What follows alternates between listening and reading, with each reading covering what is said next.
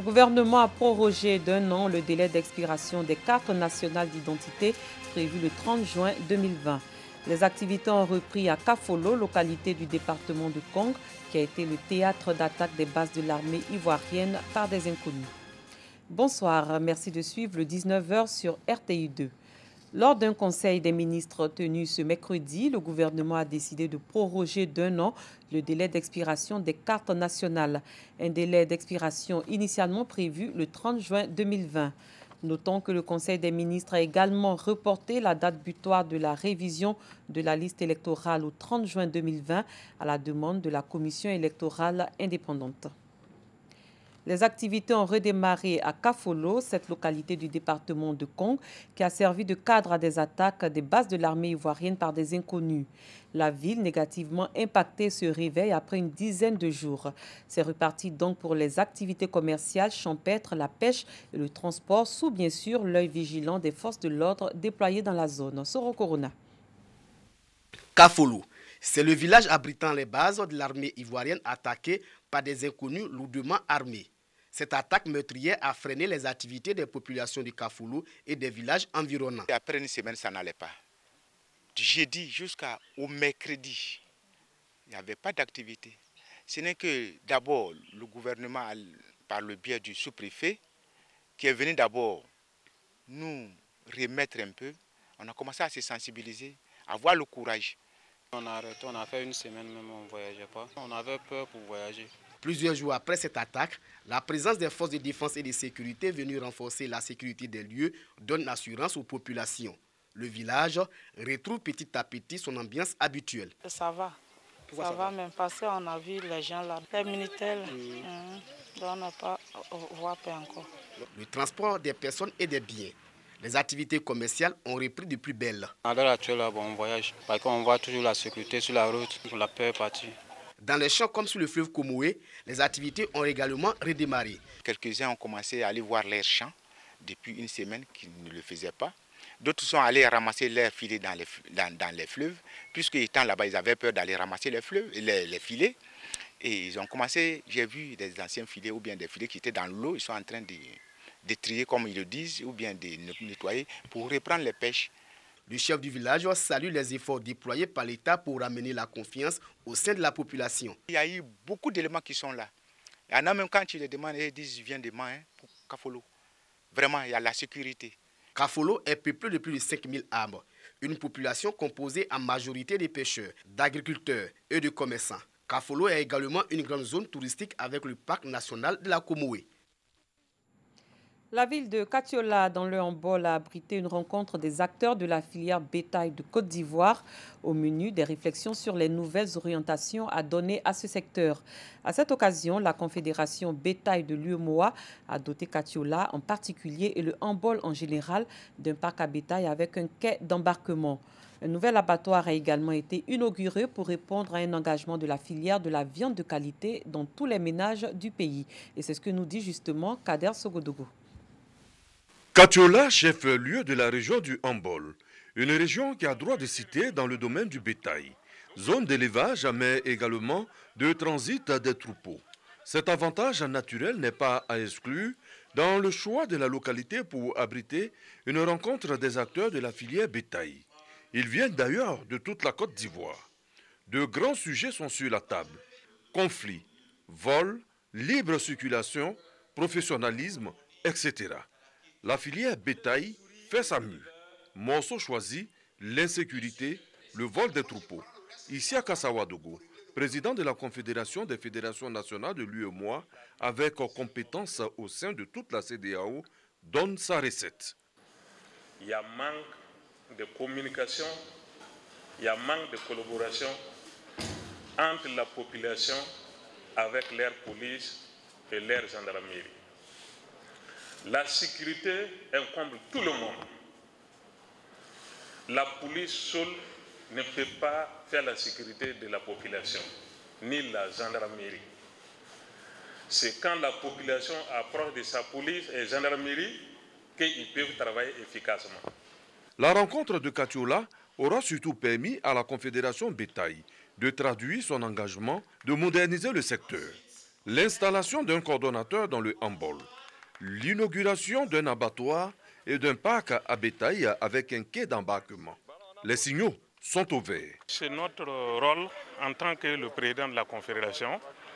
Notre objectif, c'est pour aider les gens, les acteurs à s'organiser et mettre le moins de bonnes conditions pour leurs activités. Des acteurs prêts à jouer leur partition. Je peux assurer la population de Katoula pour dire qu'à partir d'aujourd'hui, ils vont avoir de bonnes viandes.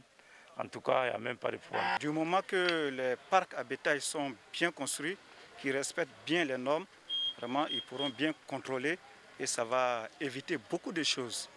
Après Katoula dans le handball, Isiaka Sawadogo et son équipe mettront le cap sur le Tchologo, la Bagoué, le Kabadougou.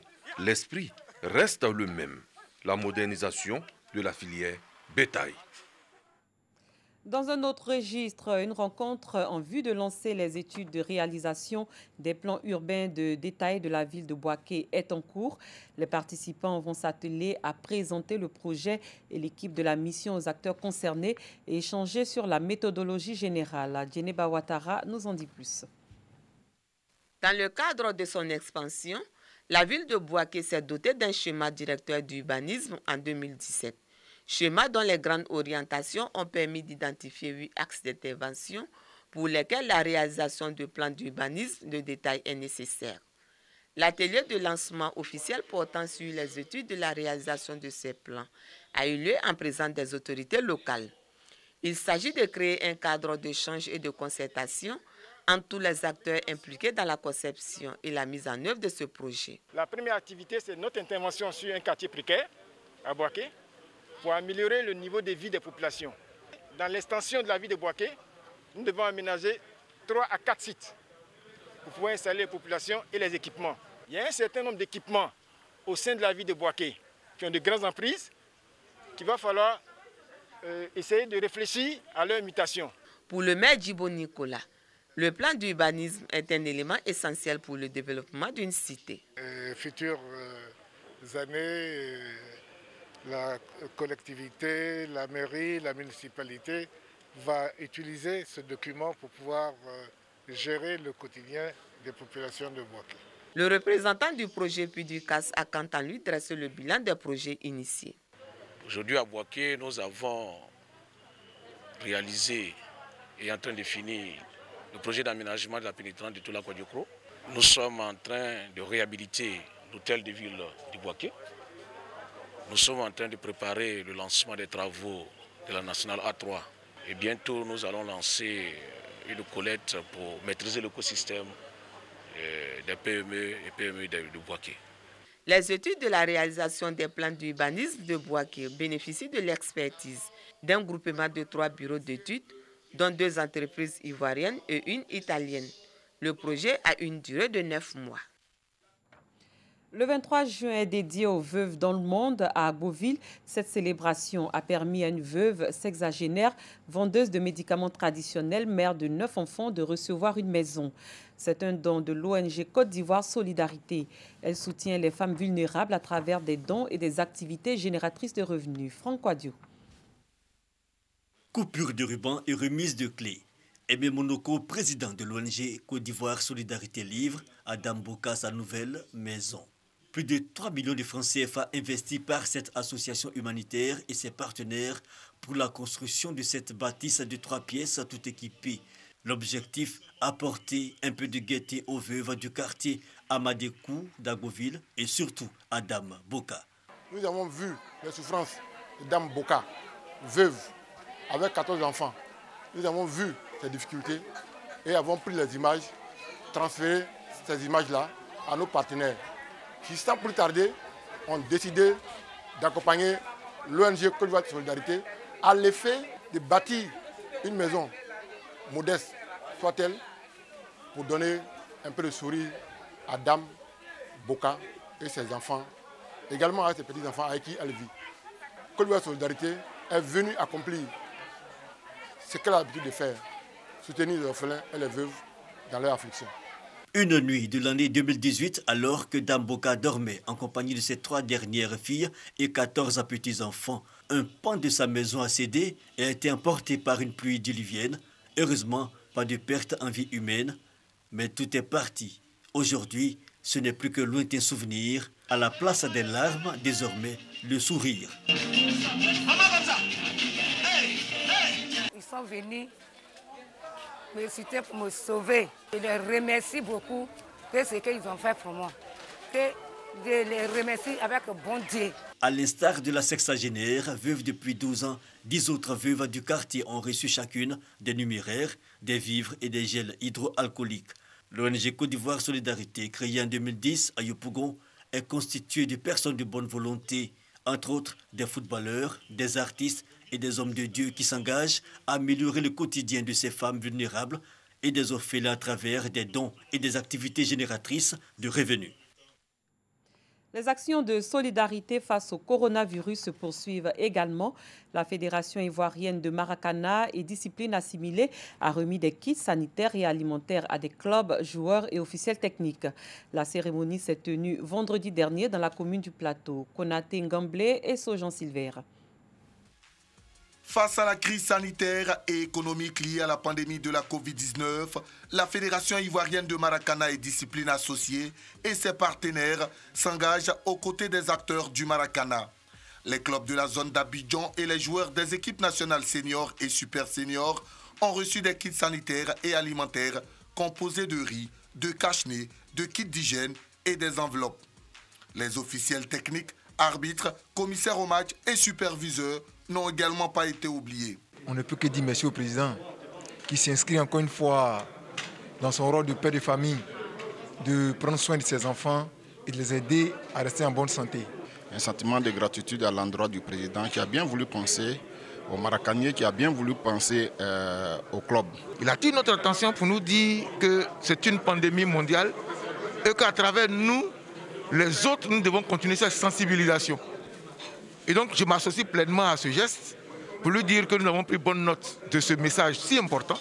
Pour Bleu Charlemagne, président de la fédération, ce geste s'inscrit dans le plan de solidarité mis en place par la FIMADA durant cette situation de crise que traverse notre pays. Le Maracana est une discipline citoyenne inventée par les Ivoiriens. C'est tout à fait normal que si la Côte d'Ivoire est touchée, comme c'est le cas aujourd'hui, on puisse chacun, en ce qu'il peut, apporter notre contribution, pourquoi pas, à la solidarité nationale. Tout en félicitant sa communauté sportive qui s'est montrée exemplaire, Bleu Charlemagne exhorte les Maracaniers à demeurer vigilants et respectueux des mesures barrières. Partout où les Maracaniers, mais les sportifs en général vont se retrouver pour leur sport individuel, leur maintien en forme, il faut qu'ils aient à l'esprit qu'ils doivent se protéger de ce virus. Une chaîne de solidarité que le patron du Maracana ivoirien compte étendre sur l'ensemble du territoire national.